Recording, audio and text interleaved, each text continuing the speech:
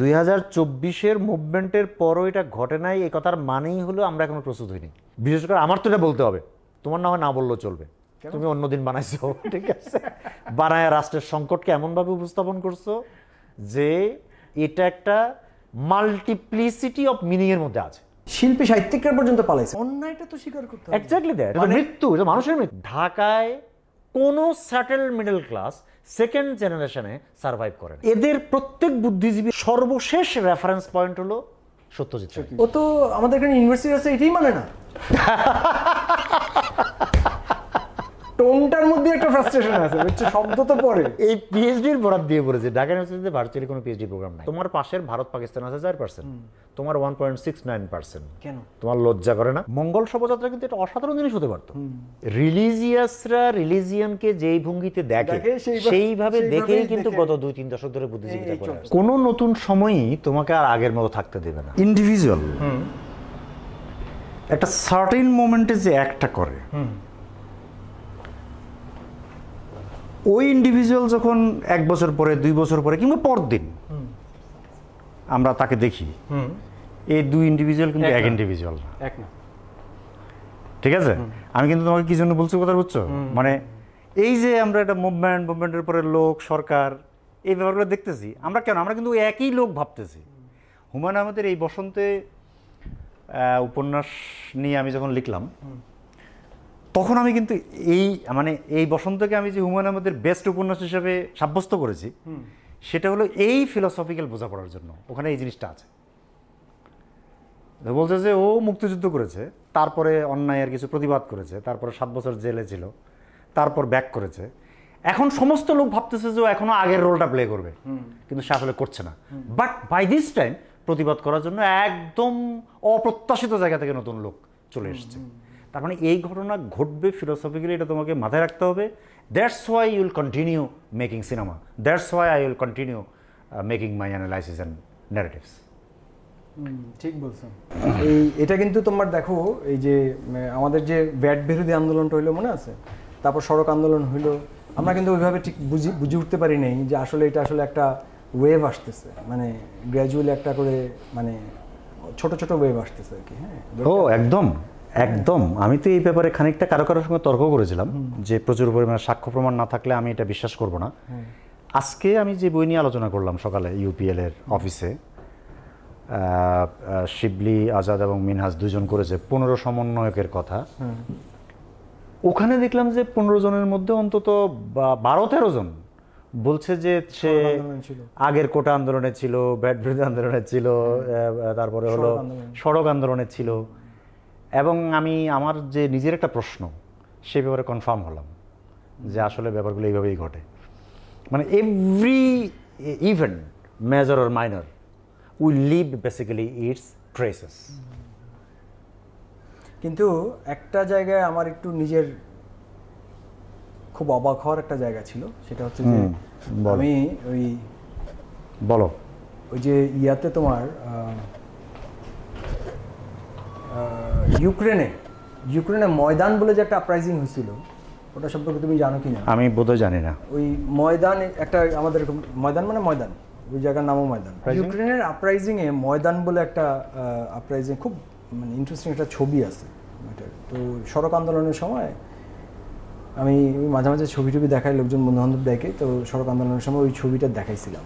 তো ওইখানে প্রায় 100 জনের মতো লোক মারা গেছে ময়দানে, এবং সেটা নিয়ে যা হয় খুবই মানে একটা প্রচণ্ড ইমোশনালি এন্ড হয় ছবিটা। একটা ডেড বডি আসে এবং ওরা এক ধরনের ন্যাশনাল একটা পেট্রিয়টিক একটা গান গায়, সবাই কান্নাকাটি করতে থাকে। তো ছবিটার পরে না আমাদের মানে দর্শকের অনেকেই অনেক আলোচনা করলো সড়ক আন্দোলনে। ফাহমিদ ভাই ছিল, ফাহমিদুল হক, আরও অনেকেই ছিল, কারা ছিল মনে নেই আমার। তো ওইখানে ছবিটা দেখার পরে সবাই একটা অদ্ভুত কথা বললো, এবং আমরা বিশ্বাস করলাম যে না, আমাদের এখানে আন্দোলন হচ্ছে, এটা নিয়ে এত টেনশন করার কিছু নাই, এইটা এত ফেটাল হবে না, এই 100টা লোক মেরে ফেলছে, এটা কি হয় নাকি? এটা রাশিয়া বলেই সম্ভব। আমার মাথায় এখন পর্যন্ত ঢুকে নাই। যতই আমরা এজেন্সি দিয়ে এক্সপ্লেন করি, যতই আমরা ক্লিপ্টোক্রেসি দিয়ে এক্সপ্লেন করি, যত আমরা মাফিয়াক্রেসি দিয়ে এক্সপ্লেন করি, আমার মাথায় এখন পর্যন্ত এই ডেথের নাম্বারটা ঢুকে নেই। এবং the way the killing happen, এবং তারপরে এখন পর্যন্ত আমাদের ন্যারেটিভে এটা নিয়ে যে পরিমাণ ডিবেট, স্বচক্ষে দেখার পরে, আমরা তো সবাই স্বচক্ষে দেখলাম, এটা কিন্তু ওই রকম না যে কোনো একটা কুমিল্লা একটা বোমা হামলা হয়েছিল আমরা শুনলাম।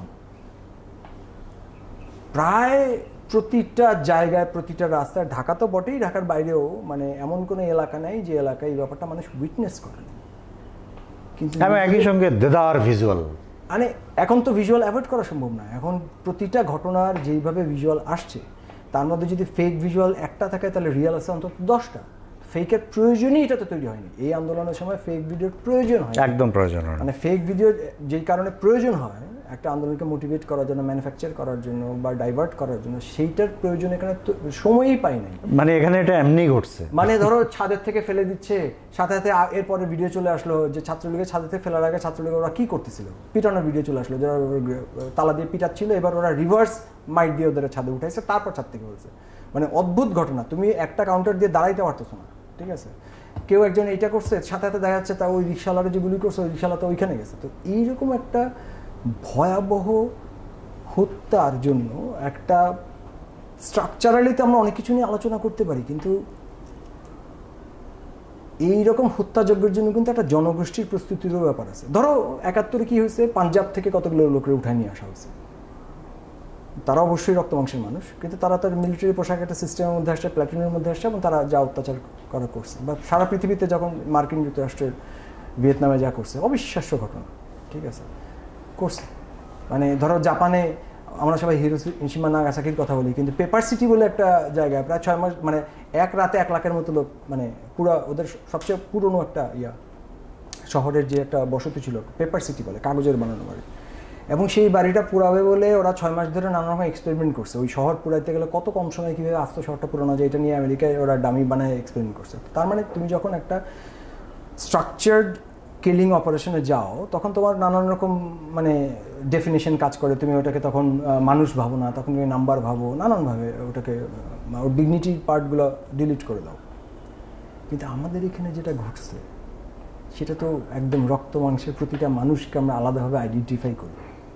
এটা এমনকি রানা প্লাজার ক্ষেত্রে ঘটছে তাও না, রানা প্লাজার ক্ষেত্রেও কিন্তু দেখবা যে নাম্বার, কারণ ওটা আমাদের মিডল ক্লাস ডেমোগ্রাফি বা রুলিং ক্লাসের ডেমোগ্রাফিতে পড়ে না, যে কারণে আমরা ওটা তো রিয়াক্ট করছে মানুষ, ওটা তো ভীষণ রিয়াক্ট করছে মানুষ, কিন্তু এক ধরনের মানে ওটাকে কি বলে জানো, এফোর্ডেবল, মানে যেটাকে আমি শেষ পর্যন্ত রিয়াক্ট করার পরে শেষ পর্যন্ত পাশে রাখতে পারি। কিন্তু এইবার যেটা ঘটছে, এইটা আমার কাছে এই প্রশ্নটা এখন পর্যন্ত সুরাহা হয় নাই, যে একটা জনগোষ্ঠীতে এই জিনিসটা ঘটানো এবং ঘটনার পরে এটা থেকে বের হয়ে যাওয়ার চিন্তা করা, এবং চিন্তা করার পরে যখন বের হতে পারে না, যখন প্রধানমন্ত্রী থেকে শুরু করে ভিসি থেকে শুরু করে খতিব থেকে শুরু করে শিল্পী সাহিত্যিকরা পর্যন্ত পালাইছে 5 আগস্টের পরে। আমি অনেক বন্ধু বান্ধব চিনি যারা, আমি জানি না তারা কেন পালাইছে, কিন্তু তারা পালাইছে। পালানোর পর বুঝলাম যে আসলে তারা কতটা নিশ্চয়যুক্ত ছিল, কতটা ডুবে ছিল, মানে ডুবে ডুবে জল খাচ্ছিল। হ্যাঁ, মানে ধরো আমাদের তথ্য কমিশনার পালাইছে, আমাদেরই বন্ধু মানুষ, কিন্তু তথ্য কমিশনার ছিল, পালাইছে। বা ধরো একটা এনজিওতে কাজ করতো একজন সাংবাদিক, খুব বিখ্যাত, আমাদের বন্ধু, পালাইছে। মানে একটার সাথে পালানোর জাস্ট তুমি ভ্যারিয়েশন দেখো। তাহলে আমার মাথায় এই প্রশ্নটা এখনো আসে নাই যে তার মানে কি এরা সজ্ঞানেই এই প্রস্তুতিটা ছিল যে অ্যাট এনি কস্ট, মানে কি এইটা যেটা ঘটছে এখানে? যদি সেটা হয়ে থাকে তাহলে কি আমরা তো পাঞ্জাবিদেরকে একভাবে করে অভ্যস্ত, দাগ দেওয়ার পাঞ্জাবিরা মাথা মোটা, বা ওখানে পাঠান সৈন্যরা আসছে, ওরা এই খুন করে, রাহাজানি করে। আমরা তো লালনের দেশের মানুষ, আমরা তো বিজয় সরকারের দেশের মানুষ, আমরা উকিল মুন্সির দেশের মানুষ। এই মানুষের যে সহজ মানুষের যে একটা প্রায় 2000 বছরের একটা গঠন প্রক্রিয়ার মধ্যে দিয়ে তো আমরা আসছি, সেই মানুষ এই চেহারায় চলে আসলো কিভাবে? ব্যক্তির কথা বলছি না, জনগোষ্ঠী এই চেহারায় যে একটা গ্রুপ এই কাজটা করবে এবং তারা সেখান থেকে বের হয়ে যাবে বলে ধারণা করবে, এবং পালায় যাওয়ার পর তাদেরকে ডিফেন্ড করার মতো আর একটা গ্রুপ দাঁড়ায় থাকবে, শিক্ষিত গ্রুপ দাঁড়ায় থাকবে। এটা তো ইউর অ্যাবসলিউটলি কারেক্ট। তুমি খুবই ইম্পর্ট্যান্ট একটা কথা তুলেছো, যে তুমি এখনো এই জিনিসটা পারসিভ করতে পারছো না। হ্যাঁ, কিন্তু আমার মনে হয় যে পূর্বাপর আমরা যদি একটা অ্যানালাইসিসের মধ্য দিয়ে যাই, তাহলে, এবং সেটা যেতেই হবে, ওটাই আমাদের কাজ বেসিক্যালি, যে কীভাবে এই ঘটনাটা ঘটে। ওটার কিন্তু আসলে আমাদের বেশ কিছু তরুণ বুদ্ধিজীবী, প্রধানত আগামবেন অবলম্বনে পারভেজ আলম এবং অন্যরা ওই যে হোমোসেকের এই আইডিয়াটা ডেভেলপ করেছে বাংলাদেশে, বাংলা ভাষায়, ওটা অবলম্বনে, এবং দেখিয়েছে যে কিভাবে ডিসকোর্স তৈরির মাধ্যমে, ব্যবহারের মাধ্যমে, এবং তার চেয়ে গুরুত্বপূর্ণ হলো একটা ব্যাপারকে ইনএভিটেবল করে তোলার মাধ্যমে জনগোষ্ঠীর কিছু কিছু অংশকে প্রথমে ট্যাগিং করে এবং তারপরে হত্যাযোগ্য করে তোলে। যখন অনবরত এটার পুনরুৎপাদন করতে থাকে তখন ব্যাপারটা নর্মালাইজ হয়। তার মানে হলো গত 12-14 বছরে বাংলাদেশ আসলে এই ঘটনা ঘটেছিল। যারা শেখ হাসিনার গভর্নমেন্টকে শুধু লুটপাট দিয়ে ব্যাখ্যা করে তাদের ব্যাখ্যা আসলে খুবই আংশিক। একটা হলো যে একটা অবৈধভাবে, সম্পূর্ণ অবৈধভাবে একটা সরকার ক্ষমতায় থাকতে হলে তাকে সম্পূর্ণ ভিন্ন মেকানিজমে যেতে হয়, সেই মেকানিজমের ব্যাপার আছে। তারপরে হলো ইন্টারনাল একটা মেকানিজম তো খুবই স্ট্রং প্রয়োজন হয়, যেখানে জনগোষ্ঠীর বৃহত্তর অংশের কোনো প্রকার কনসেন্ট ছাড়া অথচ এমনভাবে পরিস্থিতি তৈরি রাখতে হবে যেন কনসেন্ট আছে, যেখানে একটা কমিশনার ইলেকশনও আসলে আওয়ামী লীগ পাস করছিল না ওপেন ভোট করে, কিন্তু ভদ্রলোকদের মধ্যে, মিডল ক্লাসের মধ্যে, পত্রপত্রিকার মধ্যে এক ধরনের রুলিং ক্লাসটার মধ্যে এমন একটা ভঙ্গি তৈরি করে রাখছে যে এই কনসেন্টটা আছে। এন্ডোর্সমেন্ট কি ছিল না রুলিং ক্লাসে? ছিল। এইটা আমার প্রশ্নটা এই জায়গাটা। না না, ওই যে বাকিটা বুঝিয়েন না, ঠিক আছে, কিন্তু ওই যে ও যে হত্যাযোগ্য ভাবছে, ও যে হত্যাকারী তাকেই লেজিটিমেট ভাবছে, সেটা কিভাবে তৈরি হয়েছে? ওই প্রসেস লেভেলিং, এবং লেভেলিংয়ের মধ্য দিয়ে হত্যাযোগ্য হিসেবে উপস্থাপন, সেটার অনবরত পুনরুৎপাদনের মধ্য দিয়ে ভদ্রলোক, শিক্ষিত শ্রেণী যেটা, এটার মধ্যে পুরোটাকে নর্মালাইজ করা। আদারওয়াইজ বাংলাদেশের ভদ্রলোক শ্রেণী যারা প্রত্যক্ষভাবে লুটপাটে যুক্ত ছিল না, যেটা তুমি বললা, আমারও অভিজ্ঞতা আছে, আমাদের ফ্যামিলির সদস্যরা আছে, বন্ধু আছে, তারা কেন ওই যে বললাম মৃত্যুটাকে এখন পর্যন্ত ওই পরিমাণ গুরুত্ব দিতে পারছে না? বিস্মিত অদূরের কথা, যে পরিমাণ গুরুত্ব দিলে তাদের কথা চেঞ্জ হতে পারে। জুলাইয়ের আগে কথা যেরকম ছিল সেই কথাটা এতগুলো মৃত্যুর মধ্য দিয়ে একটু চেঞ্জ হওয়া, আমি বলছি না যে এটাকে সম্পূর্ণরূপে অ্যাকনোলেজ করতে হবে, কিন্তু কথার টোন যে একটু চেঞ্জ হবে সেটা তো হয় নাই। অন্যায়টা তো স্বীকার করতে হবে। Exactly that. এটা তো মৃত্যু, এটা মানুষের মৃত্যু। ধরে নিলাম পুরোটা ম্যানুফ্যাকচার হয়েছে, কালার রেভলিউশন হয়েছে, জামাত করছে, অমুক করছে, সব মেনে নিলাম। অন্যায়টা স্বীকার করার সমস্যাটা কোথায়? ওই জায়গায় পাচ্ছে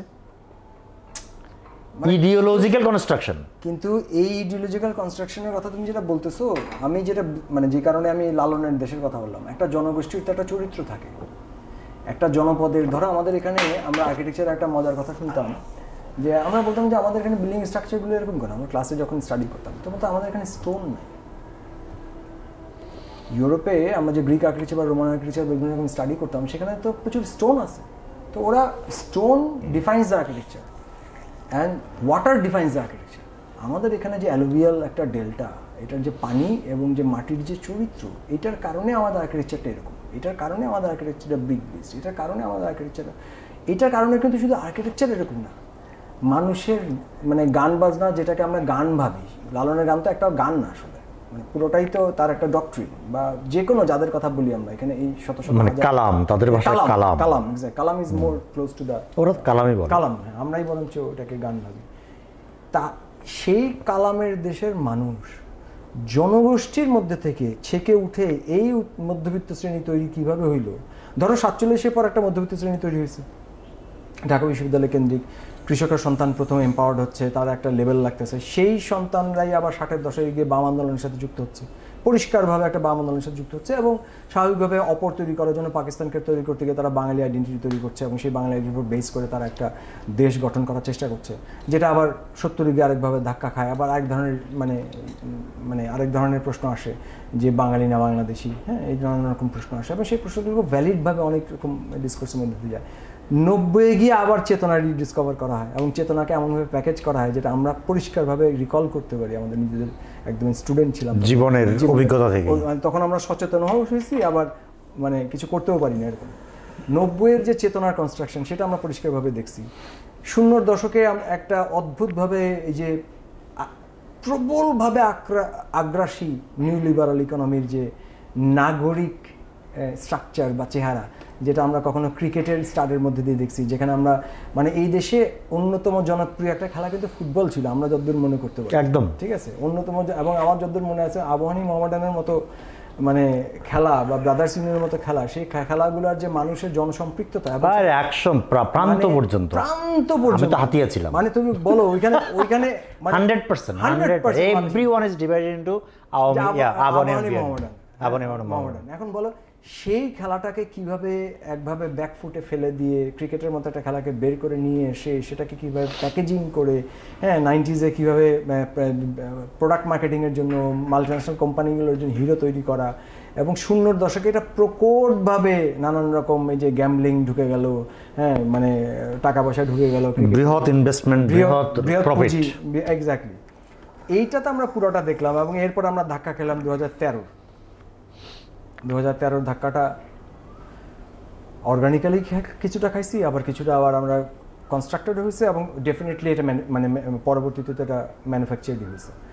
এবং সেইটা বোধহয় একটা অদ্ভুত রকম প্যান্ডোরার বাক্সও তো খুলে দিচ্ছে আমাদের। প্যান্ডোরার বাক্সটা খোলাটাও দরকার ছিল, মানে যেটা আমি ওই যে তোমাদের একটা লেখায় তুমি বলছিলাম আমি যে আমার হিসাবে এটা 1860 থেকে শুরু হয়েছে এই কনস্ট্রাকশনটা, মানে পরিষ্কারভাবে দাগ দিয়ে একদম সাল ধরে যদি বলি তাহলে 1857 থেকে 1859-এর যেটাকে আমরা সিপাহী বিদ্রোহ বলি, ওটা তো ওই রেভলিউশন ওয়ারের ওইটার পর থেকে যে ঘটনাগুলো, প্রত্যেকটা ঘটনা কলকাতা কেন্দ্রিক, সেটা ICS অফিসার হওয়া থেকে বলো, সেন্সাস থেকে বলো, বা এই যে নানান রকম শিক্ষা টিক্ষা এটা সেটা, যেটা কিনা রামমোহনের সেই 30-এর দশকে কিন্তু অন্যরকম ছিল। 60-এর দশক থেকে যে কনস্ট্রাকশনটা হলো ওটা কিন্তু অনেক ভিন্ন রকম এবং অনেক ডিফারেন্ট, মোটিভটাই টোটালি ডিফারেন্ট। সেখান থেকে 2013 পর্যন্ত এই যে বাঙালির কনস্ট্রাকশন, এই পুরো প্রসেসটার মধ্যে দিয়ে এসে আমরা যখন আজকে এটাকে আবার প্রচণ্ডভাবে ধাক্কা দেওয়ার চেষ্টা করলাম, সমগ্র জনগোষ্ঠী কিন্তু ওই জায়গাটাতেই রিয়াক্ট করছে, এই মৃত্যুর সংখ্যাটাতেই আমার মনে হয় রিয়াক্ট করছে। কিন্তু মানে যে তুমি বলা প্রস্তুত ছিল না, মৃত্যু না হলে হয়তো এই রিয়াকশনটাও হইতো না। চুরি বাটপারি কিন্তু আমরা অনেক দিন ধরে কম বেশি সবাই জানি, কম বেশি সবকিছু মিলে একত্র হয়েছে আর কি। না কিন্তু এখন কিছু একত্র হয়েছে, কিন্তু না তোমার কথাটা বলি, তোমার যে ব্যাখ্যা সেটা থেকে তো পরিষ্কার যে আমরা সেই লালনের লোক হই আর বা ইয়ার লোক, ওগুলো থেকে আমরা তো সরে আসছি। তো এখানে ধরো একটা গুরুতর ব্যাপার হলো যে কলোনিয়াল মডার্নিটির মধ্য দিয়ে যে মানুষগুলো প্রডিউসড হয়েছে, ঠিক আছে, সেটার তো সেন্সিটিভিটি আর তুমি কোট আনকোট 1000 বছরের বাঙালি দিয়ে ব্যাখ্যা করতে পারবে না, ওটা পারবে না। আরেকটা হলো আমি কিন্তু এটা প্রচুর থিওরিটিক্যাল রেফারেন্সও পাওয়া যাবে, কিন্তু আনলাইক মেনি অফ মাই কন্টেম্পোরারিজ আমি কিন্তু একটু রাষ্ট্রবাদী বটে। রাষ্ট্র অনেক কিছু কিন্তু ডিফাইন করে দেয়। তুমি যে একটা খারাপ রাষ্ট্র চালাইছো ফর লাস্ট 5 decades, সেটা মানুষের উপর প্রভাব ফেলছে না। আজকে আমি আমার এক জুনিয়র ফ্রেন্ডকে বলছিলাম যে একটা সমাজ ভাবা যায় যে লুটতরাজ করে এবং স্রেফ ঘুষ খেয়ে দুর্নীতি করে টাকা কামাচ্ছে, এটা সমাজে কি পরিমাণ নরমালাইজ হয়েছে বাংলাদেশের সমাজে। আমি কিন্তু আমার বন্ধুদের মধ্যে যারা এরকম চাকরি বাকরি করে এবং বিপুল পরিমাণ টাকা পয়সা কামিয়েছে দুর্নীতি করে, তাদের একজনেরও প্রতি আমার যে বাকি 100 বন্ধু আছে তাদের কোনো প্রকার ক্রিটিসিজম দেখি নেই। It is so normalized in society. কে বানিয়েছে এটা? মানে এর চেয়ে হাস্যকর, এর চেয়ে নিম্ন শ্রেণীর কম্বাইন্ড মানসিকতা হিসেবে আর তো হতে পারে না। কে বানিয়েছে? স্টেট, মানে স্টেট মেকানিজমের মধ্যে। স্টেটটার মধ্যে আমি তোমার সাথে একটু বিনয়ের সাথে আমি তোমাকে একটা প্রশ্ন করতে চাই। আমি স্টেটটা রাষ্ট্রবাদী না তা না, আমি প্রশ্নটা তোমাকে যে জায়গাটায় আমি একটু প্রভোক করার চেষ্টা করছি,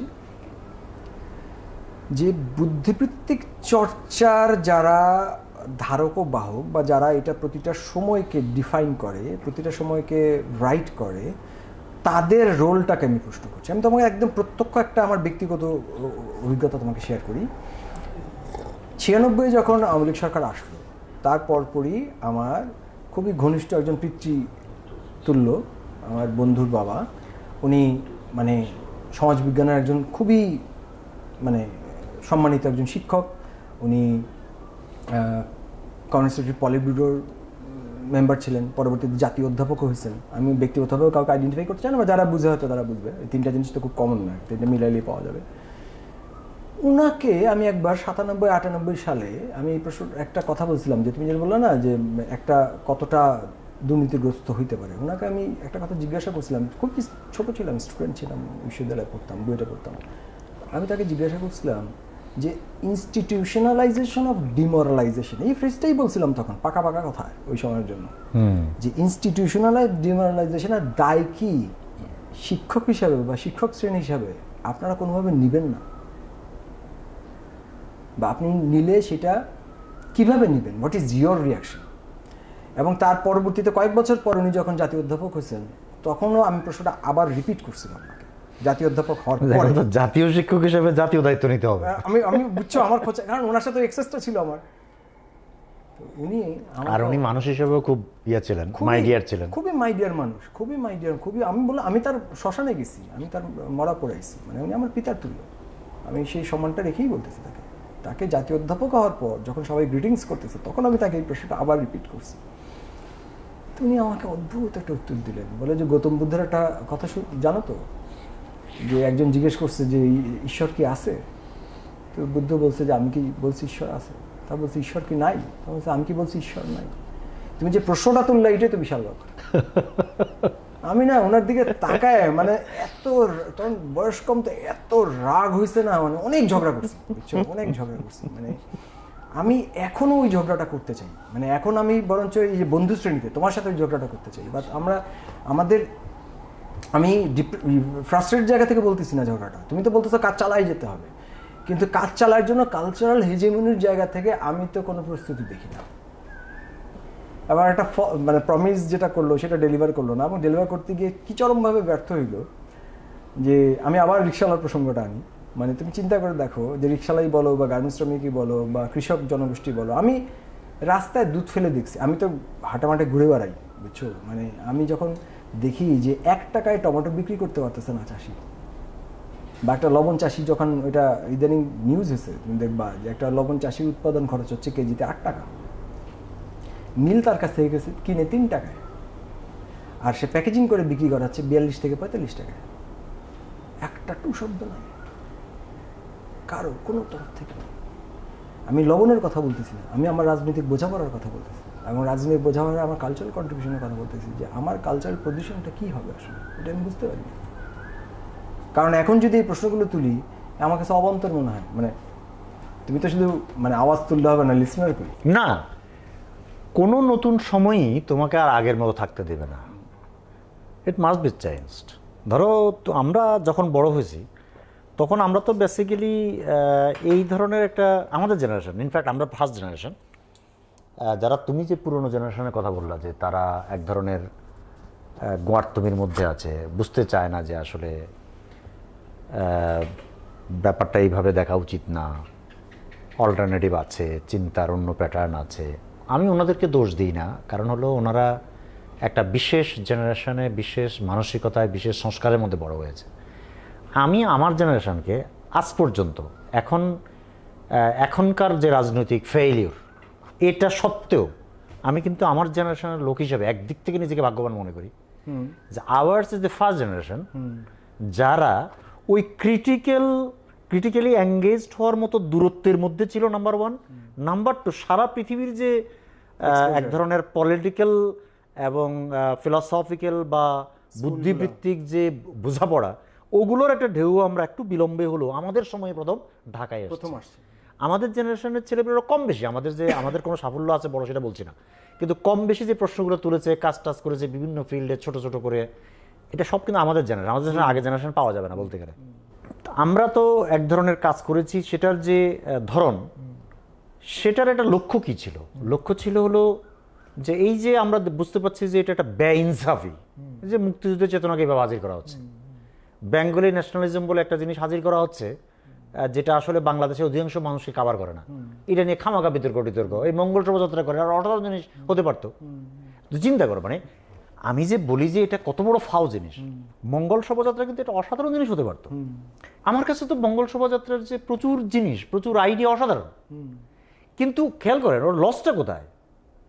ও কিন্তু ওই একার্থক সংকীর্ণতার মধ্যে এটাকে ফেলে দেওয়ার কারণে এই অসামান্য জিনিসটার 90% লোক বিরোধিতা করা শুরু করলো, মানে অপ্রয়োজনীয় ডিজন করলো, অপ্রয়োজনীয়। অথচ এটা could have been a one collective point, অসাধারণ জিনিস হতে পারতো, pivotal point হতে পারতো, অসাধারণ জিনিস হতে পারতো। কিন্তু এইটা কি মানে চারুকলা কেন্দ্রিক যে 90-এর যে তোমার কবিতা পরিষদ উৎসব যে জেনারেশনটা, বা যারা সম্মিলিত সাংস্কৃতিক জোটের যে জেনারেশনটা, বা যারা তোমার চলচ্চিত্র সংসদ আন্দোলনের যে জেনারেশনটা, বা সময় গ্রুপ যেটা ছিল, মানে এটা সম্পর্কে নিশ্চিত মানে তোমার কিছু অবজারভেশন আছে, এদের একটা ব্যাগেজ না? আমি এটাকে ব্যাখ্যা করি হলো এইটি যে প্রধান আইডিয়াগুলো তৈরি হচ্ছিল তার কিন্তু একটা জোর ছিল, মানে ভালো নাটক লেখা হয়েছে, ভালো উপন্যাস লেখা হয়েছে, সিনেমা বানানো হয়েছে, বেলি রোডে সুন্দর নাটক হয়েছে, এবং তার একটা সার সংক্ষেপ হিসেবে খেয়াল করো সেখানে কি ঘটছে, সম্মিলিত সাংস্কৃতিক জোট হচ্ছে, উদীচীর জমজমাট রমরমা সবচেয়ে বড় ঘটনা ঘটছে, তারপরে হলো বেইলি রোডের নাটকের একটা দুর্দান্ত সময় গেছে, তারপরে হলো জাতীয় কবিতা পরিষদ, এটা একটা অন্য রূপ পাচ্ছে, মানে অ্যাপারেন্টলি কথাটা বুঝতে হবে, অ্যাপারেন্টলি জিনিসটা করছে এরশাদ বিরোধী হিসেবে, কিন্তু আসলে ভিতরে প্রধান কাজটা হচ্ছে কিন্তু আমরা যেই ডাইকোটমি নিয়ে আলাপ করছি এই ডাইকোটমির ফরমেশনে তৈরি হচ্ছে। আমি কিন্তু চারুকলার কথাটা তুমি যেটা বললা কিংবা অন্য ছোট গ্রুপগুলোর কথা বললা, এটাকে বৃহত্তর আমব্রেলার এক্সটেনশন হিসেবে দেখি, আমি এদেরকে স্টেক হিসেবে দেখি না। আমার হয়তো জানাশোনায় ঘাটতি থাকতে পারে, কিন্তু আমি এইভাবেই প্যাকেজিংটা করি। এবং খেয়াল রাখতে হবে যে এই সমস্ত কাজ যারা করেছে এরা কিন্তু অনেকে ট্রিমেন্ডাস, অনেকে অসাধারণ, বাংলাদেশের অসাধারণ লোক, কিন্তু তারা হয়তো একটু অবদান রাখছে, তারা একটু ঝুঁকে পড়ছে, পরবর্তীকালে আরেকটু ঝুঁকে পড়ছে, এইভাবে করে করে শেষ পর্যন্ত যে জিনিসটা তৈরি হচ্ছে সেটা হয়ে গেছে একটা অনর অজর একটা প্রগতিশীলতার ধারণা, যেটা খুবই মৌলবাদী। বাংলাদেশের বেশিরভাগ মানুষকে সে তখন সে বলে যে এরা মূর্খ, এরা মৌলবাদী, এরা ইটস ওকে না। আমি তোমাকে কেন বললাম চারকুলার কথাটা, আমি বর্গ হিসেবে বলি নেই, আমি আলোকবর্তিকার পয়েন্ট থেকে বলছি যে তুমি যখন মানে টর্চ বিয়ারার হও, ধরো চারকুলার যিনি ডিন, ধরো সে ডিন থাকা অবস্থায় যেভাবে রেডিওতে দেখলাম যে যেই জাতীয় পলিটিক্যাল প্রোগ্রাম, রেটোরিক্যাল প্রোগ্রাম, যে 75 থেকে 81 পর্যন্ত যে প্রেসিডেন্ট ছিল উনি কি করছেন না করছেন, এগুলো বর্তমান সময় চারুকলার একজন ডিন তার রেডিও প্রোগ্রামে বয়ান করছেন। এটা আমি 2 বছর আগের কথা বলছি। এই যে 2 বছর আগের কথা বলছো না, এটা একদম মিলবে। আমি এই উদাহরণটা দিয়ে হলো হাসান আজিজুল হক থেকে, আমি আরো 50 জন থেকে দিতে পারবো। ঠিক, হাসান আজিজুল হককে দেখবে যে লোকে একভাবে পুরোটা ব্যাখ্যা করে না, খুবই ভুল। 80 দশকের পরবর্তী যে হাসান আজিজুল হক এবং তার আগের যে হাসান আজিজুল হক, এটা আমি পরিষ্কারভাবে লেখালেখি সহ, ক্রিয়েটিভ রাইটিংস, মানে নন ফিকশনাল রাইটিংস সহ আমি কিন্তু এটা ব্যাখ্যা করতে পারবো। না, ব্যাখ্যাটা তো ওটা আমি বহু বক্তৃতা এবং বহু ইয়েতে বলেছি। না, একটু ছোট করে বলে। আমি বলছি যে ওই যে একটা ক্যাটাগরিটা জমাট বাঁধছে, আমব্রেলা যদি ধরি আমি মুক্তিযুদ্ধের চেতনা, এবং তার নিচে সেকুলার, তারপরে হলো প্রগতিশীল, তারপরে হলো মৌলবাদ বিরোধিতা। মৌলবাদ বিরোধিতার সঙ্গে আবার যেহেতু জামাত ইসলাম ইত্যাদি পার্টির সঙ্গে 71-এর মুক্তিযুদ্ধ বিরোধিতার প্রসঙ্গটা যুক্ত, ওটা আবার সরাসরি লিঙ্কড হয়ে যাচ্ছে, লিঙ্কড হয়ে জমাট বেঁধে যাচ্ছে। হ্যাঁ, এই ব্যাপারটাতে এদের প্রত্যেকের কন্ট্রিবিউশন আছে, কথাটা বুঝতে হবে। এটা খুব জটিল, এটা হলো ডিসকোর্স মেকিং এর জটিল পদ্ধতি। লোকে কি করে, লোকে অমুকের নাম বলে বাদ দিয়ে দাও, এটা খারাপ, এইসব না, এটা বোগাস, এগুলো এসব কোনো রিডিংই না। এবং এই লোক হাসান আজিজুল হক তো এরকম, সৈয়দ শামসুল হক তো এরকম, বোগাস। আমি সৈয়দ শামসুল হকের 1982 সালে প্রকাশিত উপন্যাস ক্লাসে পড়াই, দ্বিতীয় দিনের কাহিনী, ঠিক আছে? এটা অসাধারণ critical study of freedom fight, অসাধারণ critical study of freedom fight. এখন লোকে করে কি, লোকে করে যে সৈয়দ শামসুল হক যে শেষ পর্যন্ত শেখ হাসিনার আওয়ামী লীগ করেছে পুরোটাকে একসঙ্গে গুছিয়ে ফেলে, এগুলো বোকার জিনিস। আমার বক্তব্যটা হলো ওই জিনিসটা 80-র দশক থেকে ধীরে ধীরে ডেভেলপ করে করে তুমি যে বলছো 90-এর দশকে এটা দানা মানে জমাট বেঁধেছে। একই সঙ্গে 90-এর দশকে কিন্তু ক্রিটিক্যাল স্কুলগুলো, যেটাকে আমি বললাম যে আমি এটার অংশীদার হতে পারে গর্বিত, আমি নিজে খানিকটা আত্মতৃপ্তি বোধ করি যে আমি এটার অংশীদার হয়েছি, একই সঙ্গে ওইটাও ডেভেলপ করছে। তার আগে ফরহাদ মোজাজ সলিমুল্লাহ খানের তো ছিলেনই, কিন্তু গ্রুপ হিসেবে একটা বড় অনেক চর্চাকারী হিসেবে এটা ওই সময় থেকে ডেভেলপ। 10-এর দশকে বলছো? এটা 90-এর দশকে, 90-এর দশক থেকে এটা কিন্তু ডেভেলপ করছে আস্তে আস্তে ভিন্ন স্কুলগুলো অল্প অল্প করে। এটা 2001 সালের পর থেকে আর একটু ফ্লারিশ করেছে, ঠিক আছে? তাহলে একদিকে ওই যে মানে ওই গ্রুপটা বেঙ্গলি ন্যাশনালিস্ট ইত্যাদি ইত্যাদি নামে যে গ্রুপটা ডেভেলপ করেছে, এটা আওয়ামী লীগের সঙ্গে একাকার ছিল না।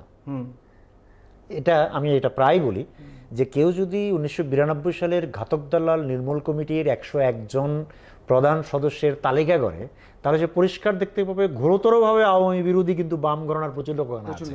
এটা একাকার ছিল না, এটা একাকার হয়েছে কিন্তু 15 বছর আগে, 17 বছর আগে। তাহলে এই টাইমিংটা বোঝা, খুব জরুরি। কিন্তু ওই একাকারটা হওয়া একটা বুদ্ধিভিত্তিক সীমাবদ্ধতা না, অক্ষমতা না, আত্মঘাতী। এটা তো সুইসাইডাল। Exactly that. আমরা তো আজকেও সেটাই ফেস করতেছি। Exactly that.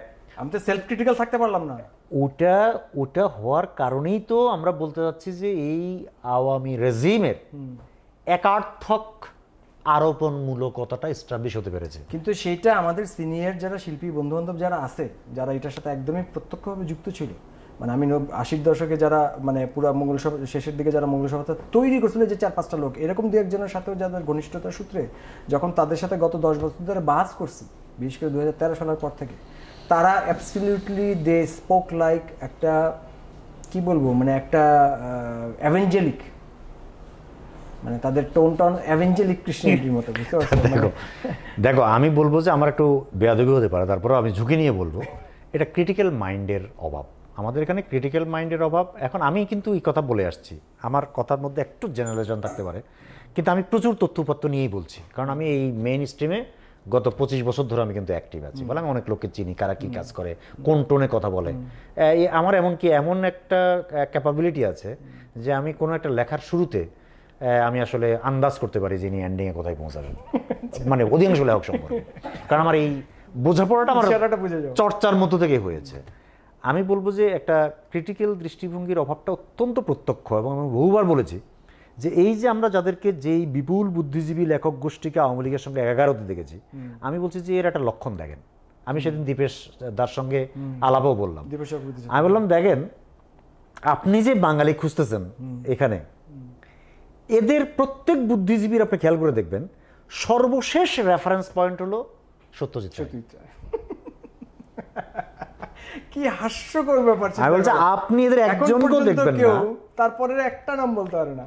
আপনি দেখবেন যে এরা কেউ ইফেক্টিভলি সাবঅল্টার্ন গ্রুপের একজন লোককে ব্যবহার করে না তাদের লেখালেখিতে, চিন্তায়, মানে ওরা নিতে পারবে না। আশ্চর্য ঘটনা। আমি একদম খেয়াল করেন, আমি কিন্তু একটা ওপেন কমেন্ট করতেছি, খুবই ঝুঁকিপূর্ণ, আমি নিজেই প্রত্যক্ষ করছি, খুবই ঝুঁকিপূর্ণ, কিন্তু আমি তো আমার জেনারেশন, আমার জুনিয়র শত শত পোলাপান দেখেছি, দে ক্যান্ট, তারা পারবে। আর পরবর্তীকালের এই যে 1970 সালের আগে পাচ্ছে সারা পৃথিবী যে একটা লিঙ্গুইস্টিক টার্ন বলে একটা ব্যাপার ঘটে গেল, একটা বড় ধরনের রূপান্তর ঘটলো, রিডিং থিওরি পাল্টে গেল, তারপরে হলো নতুন জেনারেশনের যে কিংবা আগামবেনদের মতো লোক অনেক ঢাকার প্রচুর পোলাপান পড়লো, আমি খুব বেশি পড়ি না, কিন্তু ঢাকার প্রচুর আমাদের বন্ধু জুনিয়র পোলাপান প্রচুর পড়লো, ব্যবহার করলো। একটা লোকের লেখার মধ্যে আপনি মানে প্রো আওয়ামী বেঙ্গলি ন্যাশনালিস্টিক একটা লোকের লেখার মধ্যে আপনি একজনের কোনো রেফারেন্স পাবেন না। কেন পাবেন না? কারণ ওর যে একার্থক সংকীর্ণতার মধ্যে সে নর্মালাইজড হয়েছে, নর্মালাইজের কথা বললাম, ওই নর্মালাইজেশনের মধ্যে সে এদের কোনো একটা দৃষ্টিভঙ্গি আটাতে পারবে না, ইম্পসিবল। মানে সেটা কারণটা কি? ওই যে আমি বললাম না মানে সেটা আমি বলতেছি যারা টর্চ বিয়ারার, যে একজন একটা একাডেমিক প্রসেস, মানে নো একাডেমিক না, তুমি বারবার, কিন্তু আমি একটা কথা সঙ্গে সাবধান করছি, তুমি বারবার একাডেমিক কথাটা ব্যবহার করছো। No one of them is basically academic. Academic ব্যাপারটা ভিন্ন।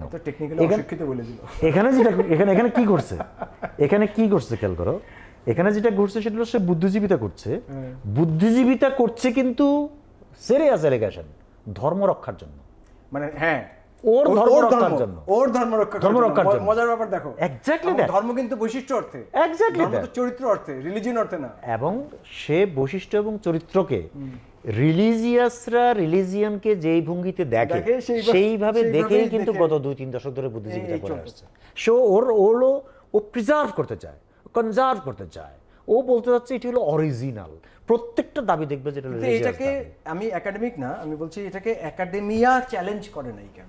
মানে তুমি অবশ্য তুমি বিশ্ববিদ্যালয়ের একাডেমিয়া চ্যালেঞ্জ করে নাই মানে হলো আমাদের এখানে, আমি তো যেটা বলে আসছি এবং এটা আমি বলে আসছি তা না, সবাই জানে যে আমাদের এখানে আসলে ইউনিভার্সিটি বলে যে ব্যাপারটা, এই ব্যাপারটা কখনোই কার্যকরভাবে ছিল না এবং গত কয়েক দশক ধরে আসলে সাংঘাতিক রকম ঋণাত্মক একটা পজিশনের মধ্যে। আমি পরের প্রশ্নটা করতে চাই, এটা আমরা এই আলোচনাটা মানে তোমার এটাতে খুব চমৎকার মানে লেকচার আছে এবং আমি একদম প্রত্যক্ষভাবে একজনকে মাথায় নিয়েই বলছি, একজন আমাদের খুবই সিনিয়র একজন শিল্পী মানুষ যে চারুকলার সাথে এইভাবে যুক্ত ছিলেন, ওনাকে যখন তোমার থিসিসটা নিয়ে কথা বলতেছিলাম, উনি সোজা বলেন ও তো আমাদের এখানে ইউনিভার্সিটি আছে এটাই মানে না।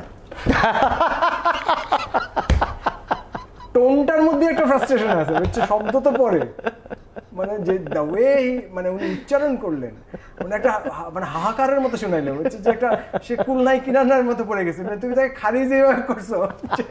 আচ্ছা এখন দেখো আমি আমার দুজন কলিগের সঙ্গে আলাপ করছিলাম যে ঢাকা ইউনিভার্সিটি, আমি বললাম যে আপনারা দুজন তো ঢাকা ইউনিভার্সিটি পিএইচডি করেন নাই, আমি ঢাকা ইউনিভার্সিটি পিএইচডি করেছি এবং আমি আপনাকে আমার এই পিএইচডির বরাদ দিয়ে বলেছি ঢাকা ইউনিভার্সিটিতে ভার্চুয়ালি কোনো পিএইচডি প্রোগ্রাম নাই।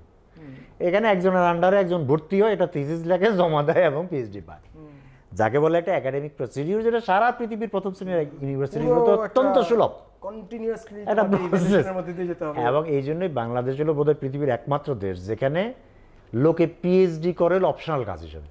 মানে এটা আরেকটা সমস্যা এখন পিএইচডির ছড়াছড়িতে না, অপশনাল কাজ হিসেবে ও অন্য কাজ হলে প্রধান কাজ হিসেবে করে, চাকরি বাকরি করে, সংসার করে, অমুক করে তমুক করে, আর পিএইচডি করে হলো যে হলো অবসর সময়। ঠিক আছে, এখন আমি আমার দুই কলিগকে বুঝতেই পারলাম না, আমি নর্থ সাউথ থেকে আসতেছিলাম গাড়িতে একসঙ্গে, তারা দুইজন আমাকে প্রায় মানে সৌজন্যবশত হয়তো মারে নাই, ঠিক আছে, এখন কথাটা তো বুঝতে হবে না। এখন দেখো তুমি আমার ফিউচারিস্টিক্যালি বলো, আমি জানি তোমার কাছ থেকেই শুনছি, আরো অনেক কয়েক জায়গায় পড়ছি, কিন্তু আমাকে ফিউচারিস্টিক্যালি বলো, তাহলে আমাদের রোল কি হবে? আচ্ছা দেখো সেটা দুইটা মিলা একটু রেসপন্ড করো। একটা হচ্ছে এই যে 80-র দশকে সময় গ্রুপের যে আমি রেফারেন্সটা দিলাম, 90-এর দশকে যে আমাদের চেতনা কেন্দ্রিক যে রেফারেন্সটা দিলাম, এবং তারপর এখন যে একটা শূন্যতা বা এক ধরনের ক্ল্যাশ দেখা যাচ্ছে, সেইটার রেফারেন্সে তুমি আমাকে একটু ফিউচারিস্টিক্যালি বলো যে মানে আমাদের এখানে করণীয় কি? আচ্ছা দেখো, আমি কিন্তু তুমি একটু হয়তো আন্দাজ করতে পারবে, আমি তো আরো তো ওয়াইডলি রেড লোক না, তুমি তো একটু পড়েছো, তুমি জানো আমার লেখাপত্র। ব্যাপারটা হলো তুমি জানো যে আমার একটা টেন্ডেন্সি হলো যে আমি আইডিয়ালিস্টিক প্রপোজিশন করি না। আমি বহুদিন ধরে ইউনিভার্সিটি সম্পর্কে এটা বলে আসছি যে আপনি ইউনিভার্সিটিতে একদম এখনকার আপনার যে রিসোর্স আছে এই রিসোর্স দিয়ে এই কাজগুলো করেন, আন্ডারগ্রেড প্রোগ্রাম, পিএইচডি প্রোগ্রাম। এবং এডুকেশনের ক্ষেত্রে আমি বহুদিন ধরে একটা কথা বলে আসছি যে আপনার বাংলাদেশে এডুকেশন সম্পর্কে আমি একটা আলোচনা চাই না, অনলি আমি রাষ্ট্রের পক্ষ থেকে এবং সিভিল সমাজের পক্ষ থেকে, শিক্ষকদের পক্ষ থেকে আমি একটা কথা শুনতে চাই, সেটা হলো যে আমাকে রাষ্ট্র বলবে যে আগামী 5 বছরের মধ্যে আমি এই প্ল্যান করতেছি যেন জিডিপির 3% অ্যাটলিস্ট, ওর যেতে হবে 4%-এ, যদি ভারত পাকিস্তানের সমান হতে হয়, অ্যাটলিস্ট 3% বরাদ্দ শিক্ষায় যাবে। আমি আর কোনো আলাপই চাই না, বাকি সব ভুয়া। ও এই করছে ওই করছে, প্রাইমারি শিক্ষা খারাপ। আরে তুই প্রাইমারি স্কুলের শিক্ষকদেরকে বেতন দেস এখনকার দিনের একজন কামলার বেতনের চেয়ে কম, 17 হলো, আমি 17,000 করছি। আরে তুই 17,000 কি? এটার কারণটা কি? হ্যাঁ, কেন করি না আমরা? কেন দিনের শেষে সবকিছুর পরেও পলিসি মেকাররা invariably, any political party, any government, 111, 211 or interim, মানে যে কোনো ফর্মে যে কোনো চেয়ার আসলে এই একই জিনিস কন্টিনিউ করে। দেখো 5 দশক ধরে একই ঘটনা ঘটছে। কি দুর্ভাগ্যজনক ব্যাপার, আমাদের এই সরকার, যে সরকার একটা আমরা দাবি করি থিওরিটিক্যালি অত্যন্ত ইম্পর্টেন্ট ভিত্তির উপর দাঁড়িয়ে, মানুষের বিপুল রক্তের উপর দাঁড়িয়ে গঠিত হয়েছে, সেই সরকার এতগুলো কমিশন করছে, শিক্ষা কমিশন শিক্ষা কমিশন করে বলো, অথচ সে জাতির ভবিষ্যৎ দেখাচ্ছে এবং সে জানে যে এটা একমাত্র জায়গা, যদি করতে হয় একটা, যদি তাহলে এইটা করতে হবে। এক নম্বর হলো এটা, সেটাই করে নাই। অথচ আবার যদি করে, ঠিক আছে আমি তারে নারে করবো, সেটা সে জাতির ভবিষ্যৎ দেখাচ্ছে। জাতির ভবিষ্যৎ দেখাচ্ছে, শিক্ষা সম্পর্কে কোনো কথা নাই। মানে এটার কারণটা কি? তোমাকে তো ফ্রাস্ট্রেশনটা তুমি আমারে বলো যে এইটা ইনভেরিয়েবলি 5 দশকে আমাদের ট্রেড কেন? তোমাকে তো সত্যি বলতে কি, মানে হতাশা তো এটা চূড়ান্ত লেভেল, হতাশার চূড়ান্ত লেভেল, যে তুমি এই গভর্নমেন্টের কাছ থেকে অনেক কথা বলে, এই আশা সেই আশা। তুমি জানো যে আমি এত আশাবাদী লোক না, আমি আশা করি নাই। আমি বলছি যে এটা একটু গোলমেলে হবে, কারণ এটার পূর্বতন ভিত্তি ছিল না। তারপর রাষ্ট্রীয় রাজনৈতিক দলের কোনো ছত্রছায়া ঘটে নাই। এটা বিশৃঙ্খল, মানে বিশৃঙ্খল না, বিচ্ছিন্ন লোকদের একটা প্রয়াস ছিল, ফলে আমার বেশি আশা ছিল না। কিন্তু এখানে শিক্ষিত ভদ্রলোকরা আছে, ওরা কি জানে না যে তুমি রাষ্ট্রের ভবিষ্যৎ সম্পর্কে কোনো প্রপোজিশন করতে গেলে তোমাকে প্রথম শিক্ষা নিয়ে করতে হবে? তো শিক্ষা নিয়ে তুমি কি করবা? শিক্ষা নিয়ে তুমি করবো হলো, তোমার এই মুহূর্তে জিডিপির 1.69% বরাদ্দ আছে, জাতিসংঘ বলে 6%, আমেরিকা এবং ইউরোপের অনেকগুলো দেশে আছে 8%, তোমার পাশের ভারত পাকিস্তান আছে 4%, তোমার 1.69%। কেন তোমার লজ্জা করে না? কেন? তাহলে তুমি কি করবা? তুমি বলবা যে ঠিক আছে আমি তো আজকেই পারতেছি না, কারণ আমি তো কোনো রেডিক্যাল চেঞ্জ করতে পারবো না। তাহলে তুমি বলবো যে ঠিক আছে, আসো, আমার ইকোনমিস্টরা আসো, শিক্ষাবিদরা আসো, এক্স্যাক্টলি আইসা আমাকে বলো আগামী 5 বছরের মধ্যে আমি কোন কায়দায় ভিশনটা কি, কোনো কিছুকে ক্ষতিগ্রস্ত না করে আমি জিডিপির এত % 3% উন্নতি করতে পারবো। এরপর আস্তে আস্তে 4% যাবো আমরা পরের 10 বছরে, কারণ রাতারাতি হবে না। আমরা তো, আমাদের তো সম্পদের সীমাবদ্ধতা আছে, সবাই জানে। কিন্তু সে তো সেটা করে না। এখন তুমি বলবা যে তুমি বারবার বলতেছো এটা কেন কেন কেন কেন, তো এটা ব্যাখ্যা করা যাবে না। কিন্তু মানে এটা ডিসপেন্সেবল থেকে যায় সব সময়। দেখো, আমি বলবো যে এটার ইয়েটা হলো, আবার আমাকে নিশ্চয়ই দীপেশ দা রাগ করবে, অন্যরা রাগ করবে, এটা আসলে কলোনিয়াল ব্যাকগ্রাউন্ডের কারণে। মানে মানুষ, তুমি যে 18 কোটি মানুষকে মানুষ বলে গণ্য করতে পারছো না, তোমাদেরকে মানুষ বলে গণ্য করতে হবে। আচ্ছা ওকে, তুমি পারছো না, এটা হিস্ট্রিক্যাল কারণে পারছো না। তারপরে কি হয়েছে তোমার? তুমি হলো বাঙালি মুসলমান। তো বাঙালি মুসলমান কি? আমি খারাপ অর্থে বলতে পারতাম, চাষা ভূষা। আমি যত গরিব মানুষ বলতে পারি, বড় লোকরা বললে এটা গালি হয়, আমি যত গরিব মানুষ আমি বলতে পারি। তুমি চাষা ভূষা ছিলা, তো কি হয়েছে? তুমি মেট্রিক পাস করছো, হ্যাঁ? তোমার একমাত্র ইয়ে কি, ক্যাপাবিলিটি কি? তুমি বাচ্চা বেশি পয়দা করতে পারো। তখন 1923 সালে কি হইলা? তুমি বেঙ্গল প্যাক্ট করলা, বললা যে আমার চাকরি দিতে হবে 45 ভাগ, বাস তোমার মেট্রিক পাস, চাকরি। ঠিক আছে, হিন্দুর পোলাবান মাস্টার্স পাস করে ফ্যা করে ঘুরে চাকরি পায় না, তুমি মেট্রিক পাস, চাকরি। মানে তুমি একটা বিরাট সুবিধা পাই গেলা। সুবিধা পাইয়া তুমি আরো 47 সালে দেশভাগ হলো, হিন্দু কমিউনিটির আপার ক্লাসের লোক সব চলে গেল, এরা ছিল শিক্ষিত এবং সব চাকরি বাকরি করতো, ফাঁকা, তুমি ঢুকে গেলা। ঠিক আছে, পাকিস্তানের সঙ্গে ফাইট টাইট করলে তোমার জনগোষ্ঠী বেশি আছে, বাংলা ভাষা আছে, তোমার একটা মানে সমৃদ্ধ সংস্কৃতির ট্র্যাডিশন আছে, হ্যাঁ? তুমি এর মধ্য থেকে তুমি ফাইট টাইট করে একটা মিডল ক্লাস কিছু সুবিধা নিলে, তারপর আরো বেশি সুবিধা তুমি পাচ্ছ না, এবং ন্যায্যভাবে তোমাকে ঠকানো হচ্ছিল, এবং তুমি পাকিস্তানের থেকে তাড়াইলা, ওকে, ভালো জোর দেখালা। কিন্তু এর ফলে তুমি আরেকটা সুবিধা পেয়ে গেলা, যেটা কি, পাকিস্তানিরা চলে গেল, তাদের পুঁজি, তাদের কলকারখানা, তাদের চাকরি বাকরি সব তুমি এই একটা হিস্ট্রিক্যাল ব্যাপার আছে। কিন্তু আমি একটা কথা কিন্তু সবসময় তোমাকে বলে রাখি, সবসময় বলি আমি, যে আমি মানুষের বৈশিষ্ট্যের কিংবা হিস্ট্রির কোনো ধরনের প্রগ্রেশনের আমি কিন্তু কোনো এসেনশিয়ালাইজেশনে বিশ্বাস করি না, যে এইটাই এসেনশিয়াল বৈশিষ্ট্য। 1923 সালে এটা করছিল, 47 সালে করছিল, 71 করছিল, ফলে মানুষের এসেনশিয়াল বৈশিষ্ট্য এটা হয়ে গেল। আমি যে একটা বড় প্রবলেম দেখি, এটা তোমাকে বলা দরকার, এটা আমার ধারণা আমাদের সবারই নজর আনা দরকার। আমি একটা বড় প্রবলেম দেখি, সেটা হলো আমরা তো একটু পরে মিডল ক্লাস হয়েছি, আরবান হয়েছি। আমাদের আরবানিটি এবং মিডল ক্লাস গ্রুপটা জমে যাওয়ার আগেই বিদেশ যাওয়া শুরু হয়েছে। আমি এটা অন্য কাউকে এটা অ্যাড্রেস করতে দেখি নাই, কিন্তু আমি এটাকে বাংলাদেশের যে মিডল ক্লাস এত চরিত্রহীন, বাংলাদেশের মিডল ক্লাস যে এত আনসেটেল, বাংলাদেশের মিডল ক্লাস যে রাষ্ট্র, নিজ, সম্মান, এলিটিজম এগুলা ফর্ম করে উঠতে পারে না, অনবরত ভেঙে ভেঙে যায়। একবার একটা সম্ভাবনা দেখা দিয়ে আবার ভেঙে ভেঙে যায়, ও ইনস্টিটিউশন করতে পারে না। আমি এগুলোর পিছনে অনেকগুলো কারণের মধ্যে একটা কারণ এটা মনে করি যে ঢাকায় কোনো স্যাটেল মিডল ক্লাস সেকেন্ড জেনারেশনে সার্ভাইভ করে নাই। আমি কিন্তু আমার বহু বন্ধু বান্ধবকে সোশ্যোলজির লোকদেরকে বলেছি যে আপনাকে তো বাংলাদেশের সোশ্যোলজি করার জন্য আসলে এনজিও বাজি করার দরকার নাই, আপনি ধানমন্ডি নিয়ে 20টা থিসিস করেন। যে 1955 সালে যারা গরিব মানুষের বলাবান ফার্স্ট জেনারেশন চাকরি পাইয়া ধানমন্ডিতে ডাক্তার ইঞ্জিনিয়ার ধানমন্ডিতে ইয়া পাইলো, এরপরে জেনারেশন চলে গেল, একজনও নাই। একজনও নাই। ঢাকা শহর আছে, ধানমন্ডিতে একটা আপার পশ এলাকা তখনকার দিনের।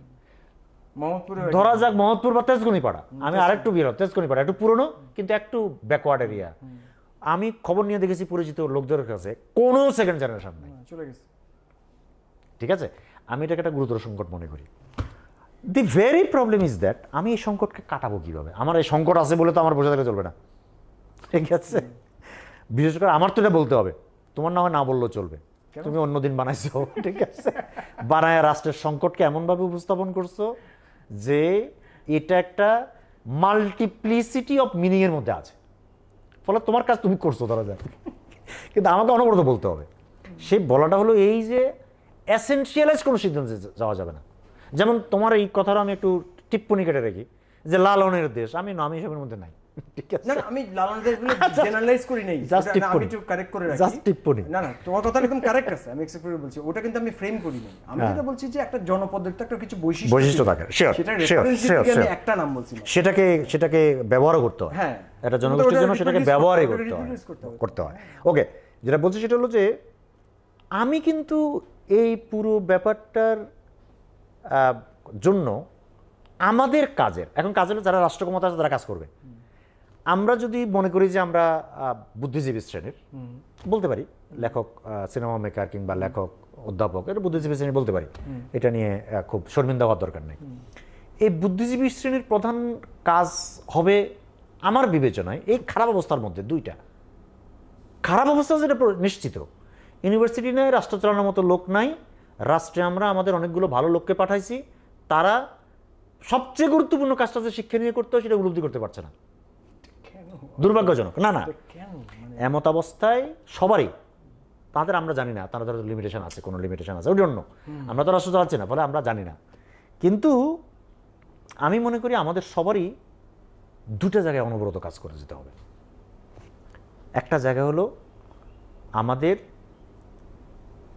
এডুকেশন, অনবরত, মানে সবাইকে বুঝতে হবে যে তোমার লোকের অভাব আছে।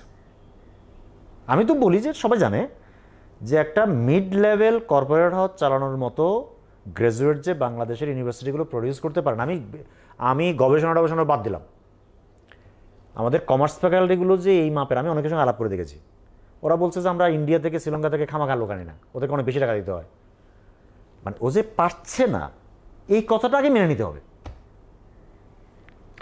মেনে নিয়ে আমাদের এই আন্ডারগ্রেড লেভেলের যে পড়াশোনা এটার স্ট্যান্ডার্ডটা স্থাপন করতে হবে। হরে ধরে একজন ছেলে বা মেয়ে ঢাকা ইউনিভার্সিটি থেকে পড়ছে এবং ধরা যাক কোনো একটা প্রান্তীয় ইউনিভার্সিটি থেকে পড়েছে, আমি দুই থেকে আলাদা করতে পারি না তো, অথচ সারা পৃথিবীতে কিন্তু আলাদা করা যায়। হার্ভার্ড ইউনিভার্সিটির গ্র্যাজুয়েট কিন্তু একজন পিক করে, কেন পিক করে? ও প্রথমেই জানে যে হার্ভার্ড থেকে পড়ছে মানে এর মধ্যে মাল আছে, সার্ভাইভ করতে পারবো না, ঠিক আছে? তাহলে তোমাকে এটা প্রথমে স্বীকার করতে হবে যে তোমার সমস্যা আছে, তারপর তোমাকে এডুকেশনে অনুভূত কাজ করতে হবে। এডুকেশনে তুমি কাজ করবা কি? আমি কোনো শিক্ষানীতি, শিল্পনীতি কিচ্ছুর মধ্যে নাই, ফালতু এসব বোগাস। তোমাকে কাজ করতে হবে, তোমার ইয়েটা বাড়াতে হবে, গভর্নমেন্টের জিডিপি বাড়ানো, জিডিপির রিসার্চ, শিক্ষা খাতে তোমার জিডিপির পার্সেন্টেজটা বাড়াই দিতে হবে। এটা হলো প্রথম কাজ। তারপর তুমি প্ল্যান করো, আগে টাকা। তুমি মিয়া সবচেয়ে খারাপ লোকগুলোকে মাস্টার বানাবা, ভেরি সিম্পল, সবাই জানে। আমি কোনো মানে ইয়ে কথা বলতেছি না, গোপন বা ইলিজিট কথা বলতেছি না। তুমি সবচেয়ে খারাপ পোলাপানকে পাঠাবে হলো মাস্টারি করতে, প্রাইমারি স্কুলতে, হাই স্কুলে, কলেজে, ঠিক আছে? না কিন্তু তুমি কিন্তু এটা ধরো মানে যেটা বললে না যে এখনকার যারা সবচেয়ে আমরা আমাদের বোঝাপড়ার মধ্যে সবচেয়ে লার্নেড লোকদেরকে পাঠাইছি বা আমরা এটা ওন করি সরকারটা কালেকটিভলি কোনো না কোনো ফর্মে, কিন্তু আমি কিন্তু এখনকার অর্থের প্রশ্নটা ভাবতেছি না। আমার কাছে না এই জিনিসটা না, গত 50 বছরে এমন কোনো ব্যবস্থা ছিল না যেখানে এইটা আমরা সবসময় ডিসপেন্সেবল ভাবে। আমি আমি আমি আমি কিন্তু তোমাকে সেটা বলেছি কিন্তু আরেকবার বলবো, আমি বলি তোমাকে, আমি 2টা পয়েন্ট শেষ করি। একটা কলোনিয়াল বললাম, হ্যাঁ, আমি 2টা পয়েন্ট শেষ করি। আমাদের, আমি মনে করি যে হয় নাই, 100টা কারণ আছে হয় নাই, আমরা নির্ধারণ করতে পারি না, যেহেতু আমাদের সোশ্যালজিক্যাল স্টাডি খুব খারাপ, আমরা হিস্ট্রি টিস্ট্রিগুলো বাজেভাবে পড়ি, পার্টিজানভাবে পড়ি, ফলে আমরা পারি না এটা মার্ক করতে, ফলে আমিও বলতে পারবো না। কিন্তু আমার যে আন্দাজ থেকে আমি লিখি, বলি, পড়ি ইত্যাদি, সেই আন্দাজটা তোমাকে সঙ্গে শেয়ার করছি। ওই যে মিডল ক্লাসটা ফর্ম করতে পারিনি সেটাও তো বলেছি, কয়েকটা কারণ তো বলেছি, মিডল ক্লাস ফর্মেশন বলেছি, কলোনিয়াল ব্যাকওয়ার্ড বলেছি, ফলে কলোনিয়াল লেগেসির কথা বলেছি, ফলে আমরা আসলে মানুষকে মানুষ হিসেবে চিহ্নিত করতে পারি না। এটার পরিণতিটা কি সেটা আমি একটু পরে বলছি। তাহলে আমি একটা পয়েন্ট বলছি, সেটা হলো এডুকেশনের একটা বেস্ট থিং হবে, যেটা আমি মনে করি যে এই সরকার কালকেই পারে, যে কোনো সরকার কালকেই পারে, আজকে পারবে না, অফিস শেষ হয়ে গেল, কালকেই পারে। কি সেটা হলো একটা full paid full time PhD program, massive, কালকেই পারে। ওর এই টাকা আছে, বাজার থেকে টাকা তুলতে পারে। হ্যাঁ, ওটা রিসার্চের জন্য তখন কোম্পানিরই টাকা দিবে। আর ও সিম্পল, ও বলবে যে আমি এই প্ল্যান করছি, হার্ভার্ডের যত পিএইচডি হয় পয়সা কোথা থেকে আসে? এন্ডাওমেন্ট থেকে আসে। ও সিম্পলি বলবে যে আমি এই প্ল্যান করছি, তুমি আসো, আমাকে টাকা দাও, তোমার নামে আমি পিএইচডি প্রোগ্রামের ফল হবে ট্রিমেন্ডাস। আমি অন্যত্র ব্যাখ্যা করেছি, আমি এখন আর করতে যাচ্ছি না। প্রতি বছর 100-200 প্রথম শ্রেণীর পিএইচডি বেরিয়ে যাবে, বাংলা ইংরেজি থিসিস হবে, প্রবন্ধ হবে, আর্টিকেল হবে, দেশ টেশ ইত্যাদি নানান কিছু। তাহলে একটা এডুকেশন, মানে আমাদেরকে অনবরত এটা বলে যেতে হবে। সেকেন্ড থিং হলো 18 কোটি মানুষকে সম্বোধন করার পদ্ধতি, এটা বলে যেতে হবে তোমাকে। না না, পদ্ধতি তো একটা প্রশ্ন, আমি প্রয়োজনটার কোনো আলামত দেখি না। আমি তো সেটাই বলতেছি তোমাকে, আমি বলছি যে আমি তোমাকে যে বললাম যে এই আন্দোলনের পরেও একটা রিকশাওয়ালাকে বা একটা মানে গার্মেন্টস, আমি তোমাকে একটা অমানবিক কথা, একটা সিম্পল ঘটনা বলি। ঢাকা শহরে প্রায় 10 থেকে 12 লক্ষ তোমার রিক্সা চালায়, সব কিছু মিলায়।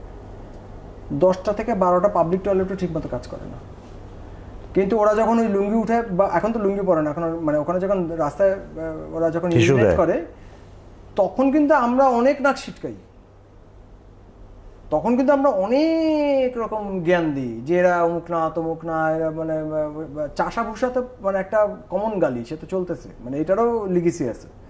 কিন্তু এই যে দেখতে না পারাটা, এই যে সকালবেলা তুমি যদি গার্মেন্টসের এলাকাগুলোতে যাও, তুমি দেখবা যে হাজার হাজার শত শত যে কর্মীগুলো যায়, ওদের যাওয়াটা তুমি যদি দেখো, হ্যাঁ, আমি একটা ছোট্ট শর্ট ইউজ করছিলাম একটি সুতা জন্মনিতে, মানে আমি মিরপুর 6 ছিলাম, তাহলে তো শিয়ালবাড়িতে, এবং আমার প্রচুর অভিজ্ঞতা আছে। তুমি তো দেখছো তাহলে ওটা কি হয়, প্রচুর অভিজ্ঞতা আছে। ওটা শীত হোক বৃষ্টি হোক, মানে এবং তারা ফিরে আসে।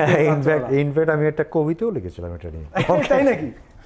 বলো কি, আমি তো মানে এটা নেওয়া যায় না, মানে এটা তোমার কবিতা লেখাটা খুবই জায়েজ, মানে এটা তোমার রাইট আছে, কারণ মানে আমরা যারা ন্যূনতম সেনসিটিভিটি যারা আছে না, তোমাকে আমি যে কারণে প্রশ্নটা, হতাশার কারণটা আমি বুঝতে পারছি, মানে আমরা আইডেন্টিফাই কেন করি না। আমি তোমাকে বলছি যে 2024-এর মুভমেন্টের পরও এটা ঘটে নাই, এই কথার মানেই হলো আমরা এখনো প্রস্তুত হইনি। ওই জন্য তোমার কাজ করে যেতে হবে। তাহলে কাজ করতে একটা হলো শিক্ষা, আরেকটা বললাম এটা, সেটা কোনটা? সেটা হলো দেখো কেন ওই জিনিসটা বুঝতে হবে যে তুমি 18 কোটি মানুষকে সম্বোধন করতে হবে কেন। আমি এটা কিন্তু সিএনজি নিয়ে বলেছিলাম, আমাদের একটা ঘটনা ঘটছিল। তুমি স্রেফ খেয়াল করো, তোমাকে এটা লোকজনকে বুঝাইতে মানে অনবরত বলে যেতে হবে ব্যাখ্যা করে যে একজন রিক্সাওয়ালাকে তুমি যদি অমানবিক শ্রম থেকে মুক্তি দিতে পারো, এটার তার যে মানসিক মুক্তিটা ঘটবে, তার 200 টাকা ইনকাম বাড়িয়ে দিতে পারো, এটা তার ছেলে মেয়েদের স্কুলে যাওয়ার যে নিশ্চয়তা তৈরি করবে, ওটাই বাংলাদেশ আসা একমাত্র ভবিষ্যৎ। তাহলে তোমাকে এটা অনবরত এই কথাটাই বলে যেতে হবে যতদিন পর্যন্ত দেখছো যে রাষ্ট্রে যারা চালায় তাদের কাছে এটা এসেনশিয়াল সবচেয়ে গুরুত্বপূর্ণ কাজ হিসেবে আবির্ভূত হচ্ছে, ততদিন পর্যন্ত সমস্ত বুদ্ধিজীবী শ্রেণীর একমাত্র কাজ হবে এই দুটো কথা বলে যাওয়া। প্রধান আরও কিছু ব্যাপার আছে, কালচারাল অনেক কিছু ব্যাপার আছে, প্রধান দুটো হলো এটা। কারণ ওই যে বলছো যে আমাদের এই লিমিটেশন 50 বছরে পারি না, এটা পারি না, আমাদের অন্য সমস্যা আছে, এটার আমি একদম হাতের কাছে আছে এরকম কাজ চলতে সমাধানে দুটোই দেখি। একটা হলো এডুকেশনে, এন্টার এডুকেশনে ওই ব্যাপারটা করা, আরেকটা হলো শ্রমজীবী মানুষকে মেইন স্ট্রিমিং, একটা হলো মানবিক জীবন। আচ্ছা তোমাকে একটা ছোট্ট ঘটনা বলে রাখি, কলকাতা আমি অল্প দিনের জন্য 2বার গেছি। কলকাতায় একটা জিনিস আমার অসাধারণ লেগেছে, সেটা হচ্ছে রাস্তার কুলে সিগারেট বিক্রি করে না, এদের জন্য কিন্তু সিটি কর্পোরেশন দোকান বানিয়ে দেয় ছোট্ট, কিওস্কের মতো। অসাধারণ লেগে যায়। আমাদের এখানে দেখা যায় বৃষ্টিতে ভিজতেছে, দৌড়াইয়া যাচ্ছে, গালি খাচ্ছে, অমুক পুলিশ সরাই দিচ্ছে, ওর হলো এটা অসাধারণ। কিন্তু ও তো তাহলে কি হচ্ছে, স্বাধীন হচ্ছে, ওর ডিগনিটি, অধিকার, এক্স্যাক্টলি সেন্স অফ ডিগনিটি। তাহলে কোনো মানুষকে সেন্স অফ ডিগনিটিতে উপনীত করার মধ্য দিয়ে তার মধ্যে যে অসাধারণ সম্ভাবনা তৈরি করা যায়, এই কথাটাই অনুভূত প্রকাশের মধ্য দিয়েই 18 কোটি মানুষ ইমাজিনেশন আনা সম্ভব, আর অন্য কোনো হবে না।